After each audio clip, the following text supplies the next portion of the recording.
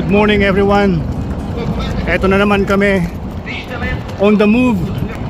Tapos na kami ng aming few days stay dito sa Sofia.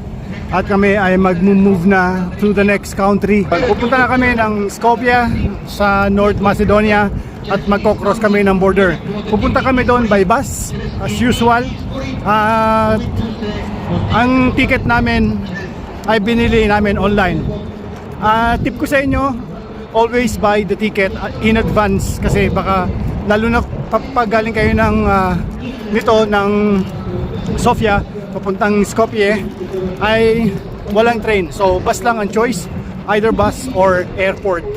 At syempre gusto namin mag-border to border kami at gusto namin yung experience ng totoong travel. Pagka ganyang may border, pwedeng i-cross ng by border, by train or by bus. Hindi kami nag-aeroplano regardless kung gaano katagal ang biyahe. Bukod dyan nakamura ka na, mas safe, unang-una, mas na-enjoy mo yung travel kasi nakita mo yung mga dinadaanan yun. At always buy your ticket in advance, kaya nang sinasabi ko pa ulit para laging secure ang inyong seat at ang inyong next day travel. Ang biyahe papunta sa Skopje from here sa Sofia ay about 5 hours. Depende sa speed ng bus. Basta maximum yon 5 hours. So it's 12 o'clock in the afternoon. Dadating kami doon ay about 10 or 9 p.m. Ang ganda doon.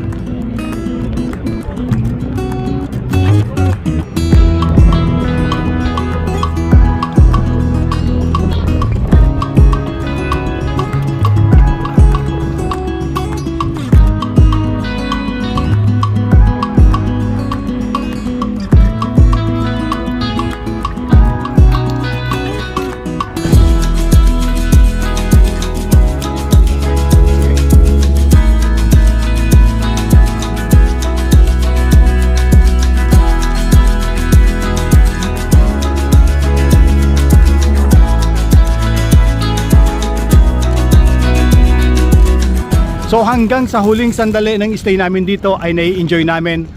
Gaya nga nang sabi ko, hindi kami masyadong nagsasakay. At since mahaba pa nga yung oras namin ay naglalakad na kami unti-unti. Sinasamahan na namin ang pasyal. Napakaganda ng weather ngayon. Sayang at paalis na kami. Mas maganda ngayon kaysa nung mga nakaraang araw na stay namin. At bago ko makalimutan, no, ang ticket sa bus ay around 25 to 26 euro. Ayun. Ganda. Hanggang sa huling sandali ay nag-i-enjoy kami.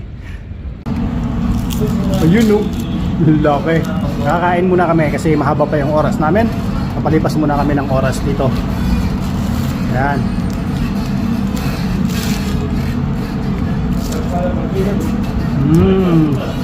Nakakamiss ang shawarma.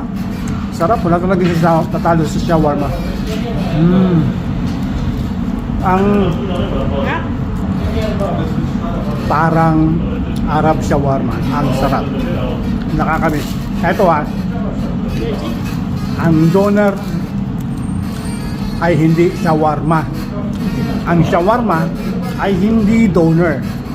Ang doner ay gawa ng Turkish. Ang shawarma ay gawa ng Arabs. Okay? Alam nyo na.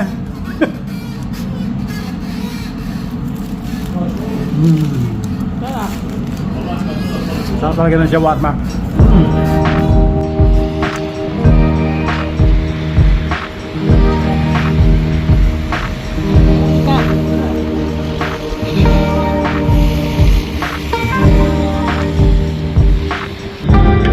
Konting-konti na lang. Ayan na yung station.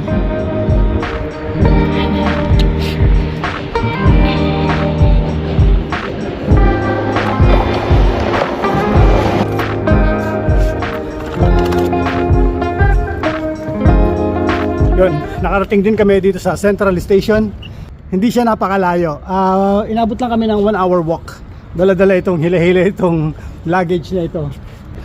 Yung bus na kinuha namin online ay nandito lang sa tabi mismo ng Central Station. Kung nakikita ninyo yung statue na yon, wait, ayan yung kanyang statue sa harap ng Central Station.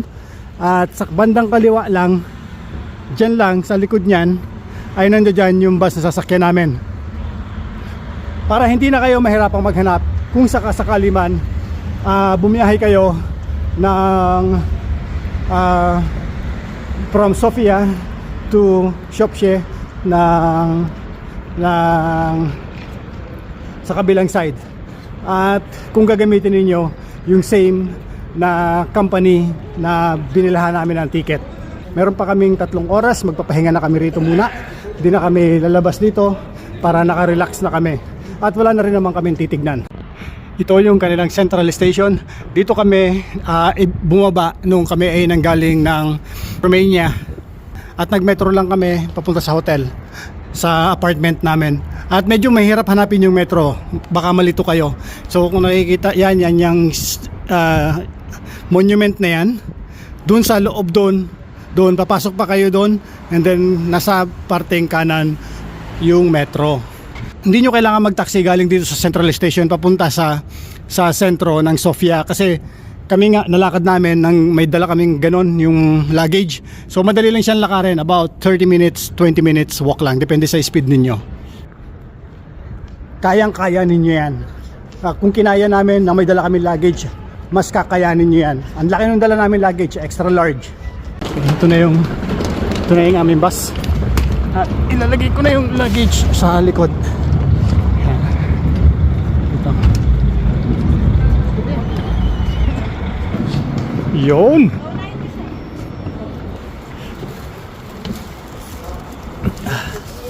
Yes. So ayan yung andyan yung company na sinakyan namin. At diyan kayo bibili ng ticket online. Isa siyang maliit na malaking van, hindi siya maliit na van, malaking van at VIP class. So konti lang ang pasahero, hindi kagaya nung gano'n na malaki, na crowded. Meron ding lalagyan ng luggage dun sa likod, so huwag kayong mag-alala kung may dala kayong luggage. Yan, dito kami.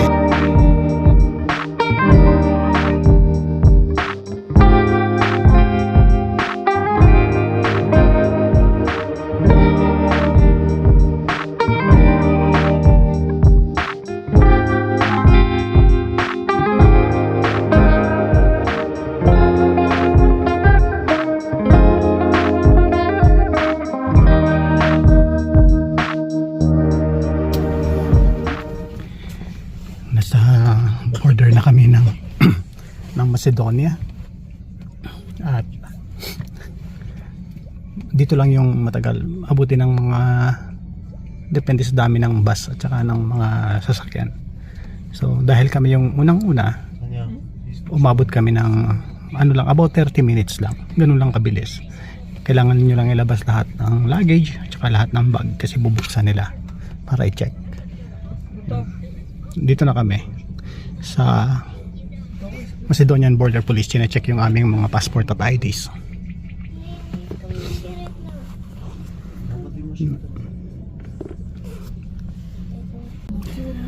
So dito na kami sa border ng North Macedonia. Yung kanina ay exit pa lang ng Bulgaria, and a few meters away, ito namang entry ng North Macedonia. At dito ay check na naman yung mga passport namin tsaka mga ID. Nakalagpas na kami ng border at nasa loob na kami ng North Macedonia. Welcome sa amin.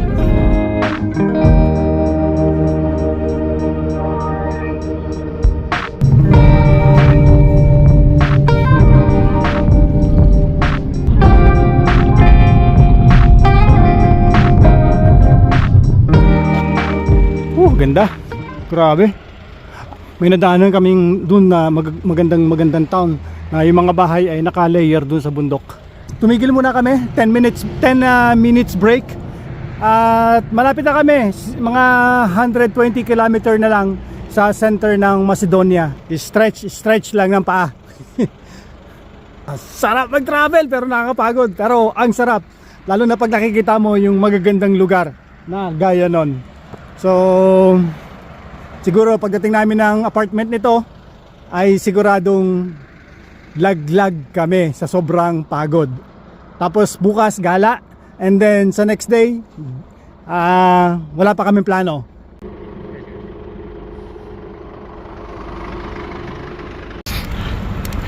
At yun na nga, dumating na kami dito sa Skopje.